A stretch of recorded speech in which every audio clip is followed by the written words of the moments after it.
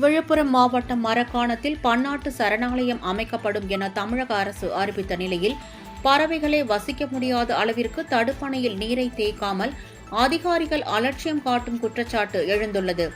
மரக்காணம் பகுதியில் 40,000 ஏக்கர் பரப்பளவில் உள்ள பாதுகாக்கப்பட்ட சதுப்பு நில பகுதிக்கு உட்பட்ட மரக்காணம் அருகே காக்காபாளையம், முதலியார்பேட்டை ஆகிய கிராமங்களுக்கு இடையே கட்டப்பட்ட புதிய அணை பகுதிக்கு பல்லாயிரக்கணக்கான பறவைகள் இரை தேடியும் இனப்பெருக்கம் செய்வதற்காகவும் வந்து செல்லும்.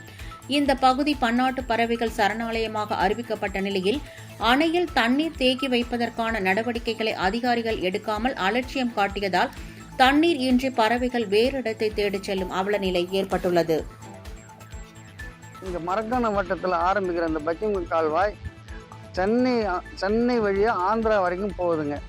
இது ஆங்கிலேயர் காலத்தில் இது நல்ல நீரை சேமித்து வைக்கணும், கடல் நீர் உள்ளே போகாதுன்ட்டு ஆங்கிலேயர் கட்டின தடுப்பான அது தரம் குறைஞ்சி டேமேஜ் ஆகிடுச்சு. இப்போது வந்த ஆட்சி காலத்தில் 164 கோடியில் மக்கள் கோரிக்கை வச்சதுனால உப்பு தண்ணியாக மாறுது, நல்ல நீர் வேணும்னு சொல்லிட்டு 164 கோடியில் ஒரு திட்டத்தை வகுத்து நல்ல நீராக மாற்றினாங்க. நல்லாவும் இருந்தது. எங்களுக்கு மேல் ஊற்று கிடச்சிது, உப்பு நீர் நல்ல நீராக மாறிச்சு. இது திடீர்னு அந்த தண்ணியை அடியோடு திறந்து விட்டுட்டாங்க. இது என்ன காரணம்? மறுபடியும் அது மாதிரி தவிழி காய ஆரம்பிச்சிடுதுங்க. இது என்ன காரணம் என்னன்னு சொல்லிட்டு மாவட்ட ஆட்சித்தலைவர் விசாரணை பண்ணி நல்ல முடிவு பண்ணி இதுக்கு மறுபடியும் நல்ல நீரை கொண்டு வரணும்னு சொல்லிட்டு மாவட்ட ஆட்சியரிடம் கேட்டேன். இந்த நல்ல நீர் மாறினதுனால ஆடு மாடு விவசாயம் அனைத்தும் நல்ல செழுமையாக இருந்ததுங்க. இந்த தண்ணி மறுபடியும் வடிஞ்சதுனால விவசாயம் சுத்தமாக அடியோடு பாதிச்சிடுது. ஆடு மாடு தண்ணி குடிக்க முடியல. நல்ல தண்ணி இதனால் திறந்து விட்டாங்க.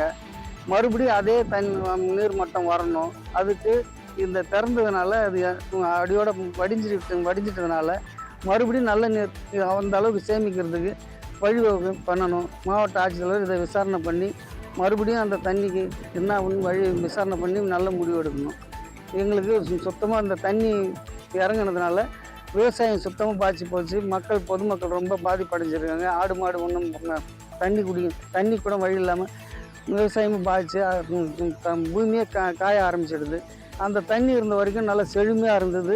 கிராமம் நல்லா செழிப்பாக இருந்தது. தண்ணி இப்போ அடியோட தரமட்டமானதுனால அது என்ன காரணம்னு தெரியல. எதனால் திறந்தாங்க, எதனாலன்னு தெரியல. இது மாவட்ட ஆட்சியர் விசாரணை பண்ணி மறுபடியும் அந்த தண்ணி இது மாதிரி வர்றதுக்கு ஏற்பாடு பண்ணணும்.